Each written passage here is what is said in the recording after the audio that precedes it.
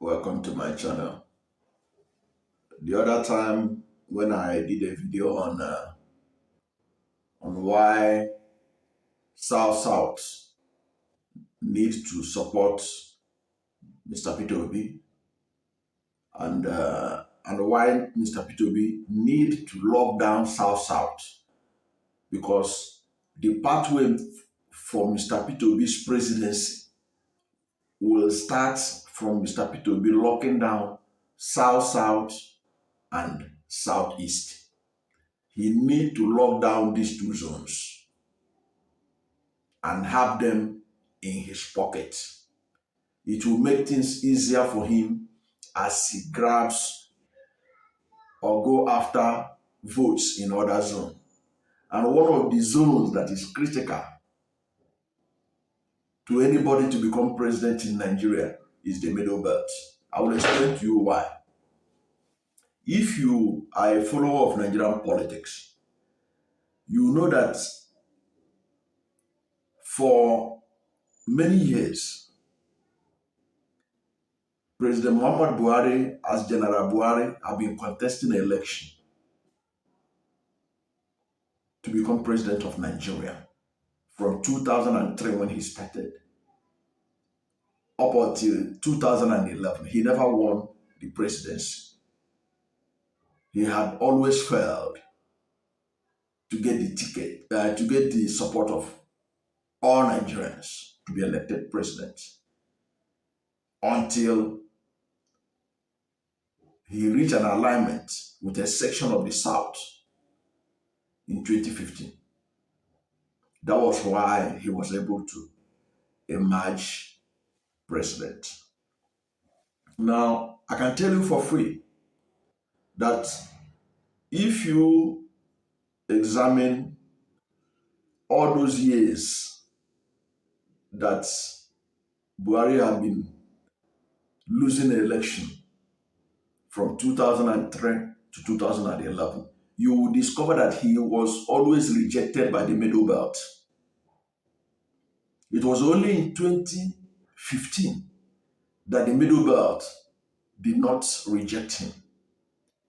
That was the first time he won election in Plateau State, won election in Benue State, won election in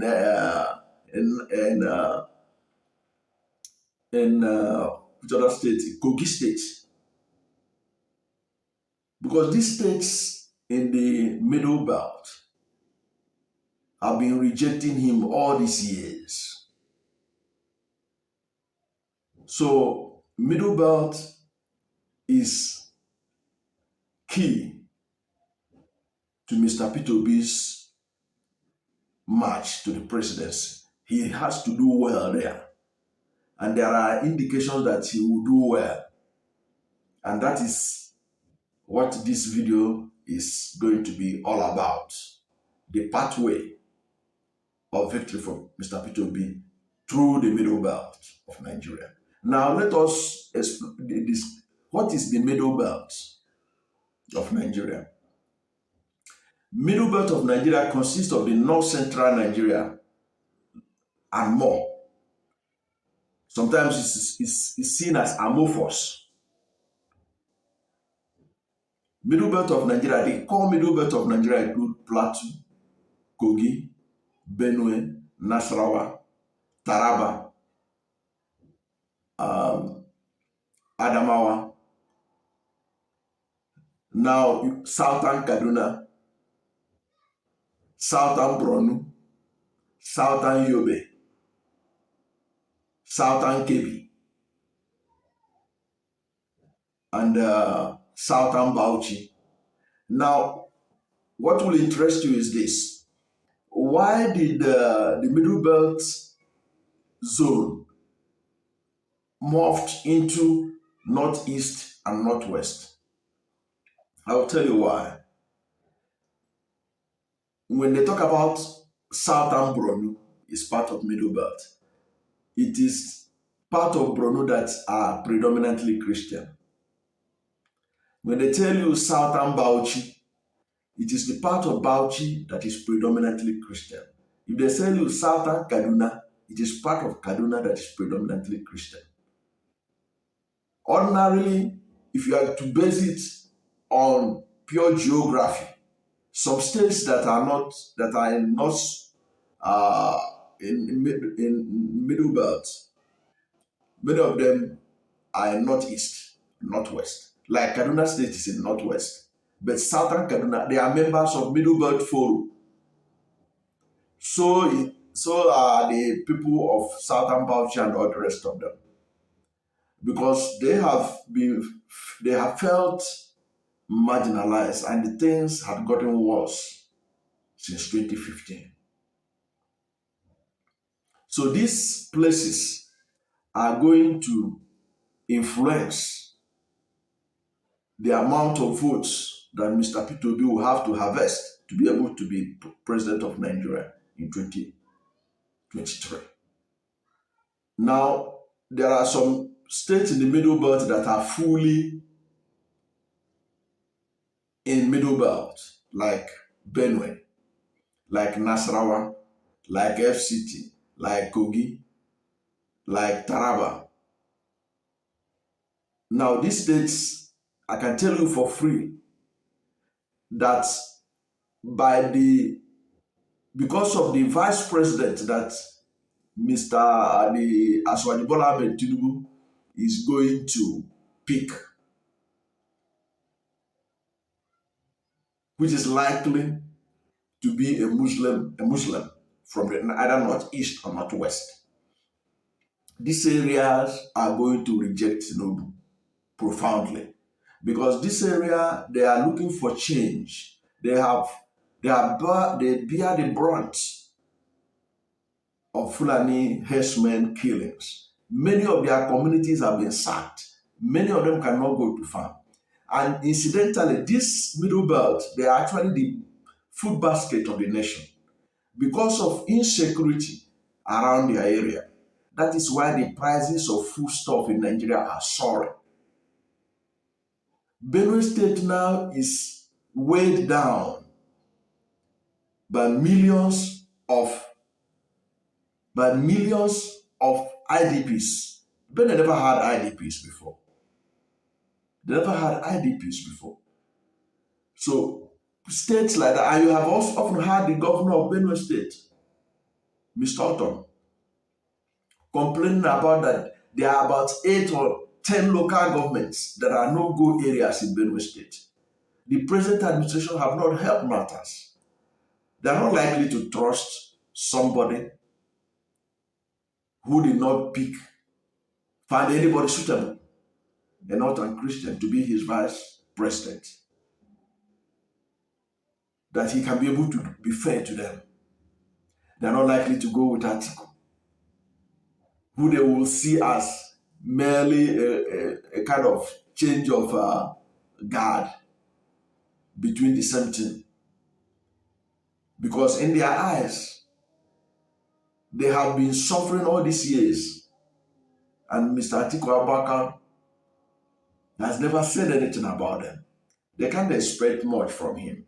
So that's why you can see that even the Middle Belt Forum have aligned itself with Southern leaders to insist that the next president of Nigeria must come from the South, because they have lost hope in a Northern candidate saving them from what they are passing through. The banditry, the terrorism, the displacement. And in this video, I'm going to put a link of a Vanguard report which you will read, so that I don't think I make these things up. In that report, I'll put the link in this video, so that you see a report by Vanguard newspaper, how Fulani militias have sacked communities in Plateau State and renamed their communities. And those communities cannot go back. And federal government is doing nothing about it. So these are the issues that will define who Middle Belt Nigeria will vote for. And from all indication, is going to favor Mr. Peter Obi. They are going to have much more confidence in his administration, that he will be fair to them, that he will be able to use the armed forces of Nigeria effectively in handling these non-state actors that are displacing communities in Middle Belt Nigeria, taking over their land, stopping them from doing farm work. Look at a state like Benue. It's the food basket. It used to be used to pride itself as the food basket of the nation. But they can no longer do that because many of their farmland have been taken over and there's no hope in sight. Their only hope is a new president that will be able to think clearly and use the powers of the president to restore law and order in Benue State and other states. Excuse me. And what Benue State is passing through, Taraba is passing through it, Plateau is passing through it, Nasarawa is passing through it. These people cannot reinforce failure, the failure to protect them. So that stands Mr. Peter Obi in a good state to win these core Middle Belt states. Now, with the pockets of populations, like we're talking about Southern Yobe, Southern Borno, Southern Kaduna, and I can tell you for free, there is no way Peter Obi will not get up to 40% of the votes in Kaduna State because of people of Southern Kaduna. People of Southern Kaduna are looking for change, and they can't see change coming from the direction of Atiku Abubakar or from Tinubu. The change they see is the change that Mr. Peter Obi can bring. So they are likely, from all indication, to vote for Mr. Peter Obi. So Mr. Peter Obi will be able to, in Kaduna State, Mr. Peter Obi should be able to get 40% of the votes cast in that state. Because you need all these pockets of votes getting up to 22% of the vote, 30% of the vote across states to be able to become president of Nigeria, especially where you didn't win outrightly. So Middle Belt is where Mr. Peter Obi can get 25% that he needed from some of these states. But there are some core Middle Belt states I mentioned. He was going to win those ones outright because of what they have suffered under the APC administration, under the nonchalant attitude of the government to the displacement of their people, to the slaughtering of their people by bandits, terrorists, and all manner of non-state actors that have occupied their lands. So it's important that some people note this, because when Peter Obi's victory will come, people will wonder how did he make it. I'm using this as a typical example of what is going to play out. There is no way Middle Belt Nigeria will vote for Atiku or for Kwankwaso or for Tinubu. You can take it to the bank.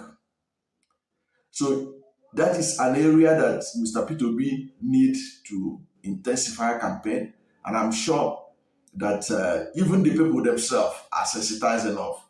They have suffered a lot. It's just like they have suffered enough. They should know what to do. The people of Middle Belt and Nigeria, who have bear the brunt of the brutality of the bandits and militias that have destroyed their communities, burned down their towns and villages, and some of them they occupied and remained. These people are looking for savior. So Middle Belt is one of the pathways that Peter Obi will follow to become the next president of Nigeria. And as I said, I'm going to put the link to that story by Vanguard, an investigative report of how villages in Plateau State have been taken over by Fulani militia, and they renamed it Fulani names.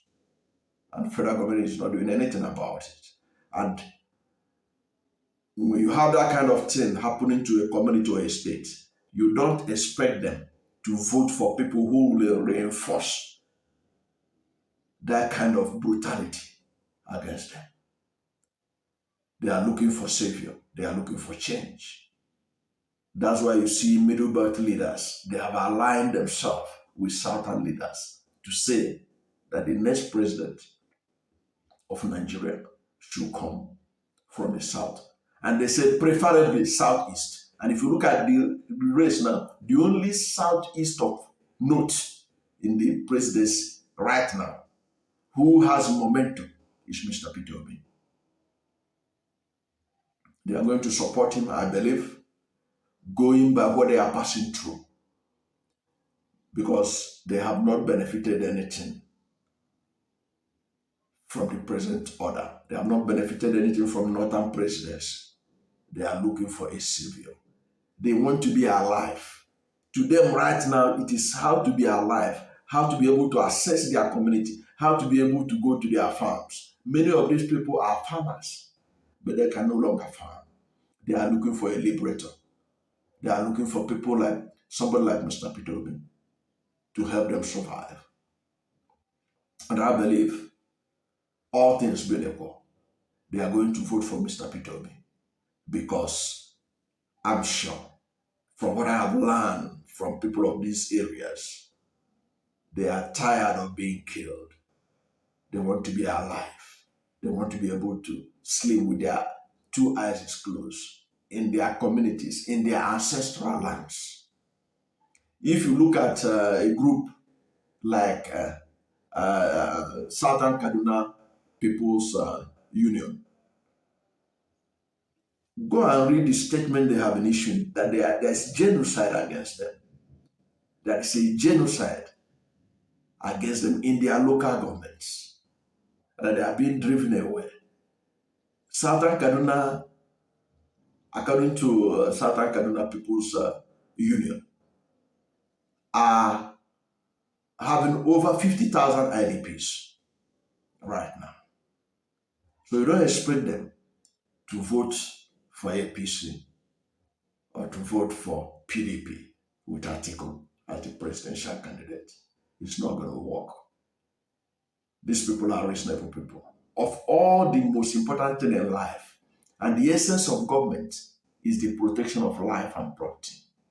Now, Nigerian governments have failed to protect lives and property in Middle Belt especially. There are killings all over the country, no doubt about it. But in Middle Belt of Nigeria, the intensity of the killings, the displacement of communities and taking over their communities is unprecedented in Nigerian history. And I think that these people will speak with their votes. It is a vote. These votes are likely to be harvested by Mr. Peter Obi. Thank you for watching this. And if you have not yet subscribed to my channel, please subscribe to this channel, like this page, and share it widely, so that anytime that we have a new video, you'll be among the first to know. God bless you.